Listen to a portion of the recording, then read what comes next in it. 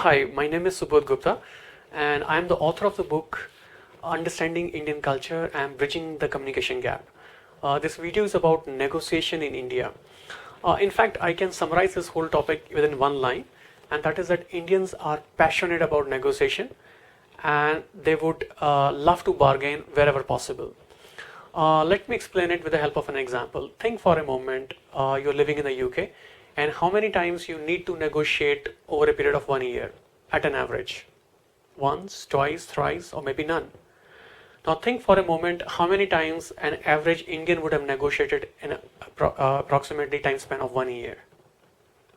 10, 20, 50? I would say around 500. And it's not an exaggeration.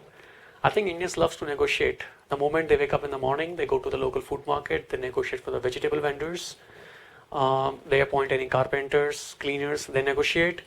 They go to shopping for purchasing fridge or TV or clothes.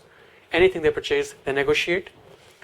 In fact, negotiation is somehow as a part of a culture in India. And I think one of the main reasons is also that because apart from the major big showrooms, most of the shops in India, they don't have a price tag. And the price depends basically perhaps on your appearance. And I think Indians feels the need to negotiate so that they can ensure that they are purchasing the stuff at the right price. And in fact, if you are a Western tourist traveling in India, there's a very high possibility that the moment a vendor looks at your appearance, the price has already gone up twice or three times up. So anyway, if you want to know more about negotiations in India or understanding Indian culture, you can refer to my book, Understanding Indian Culture and Bridging the Communication Gap. It's available on Amazon, Barnes & Nobles, Waterstones, Borders. Thank you very much for watching this video.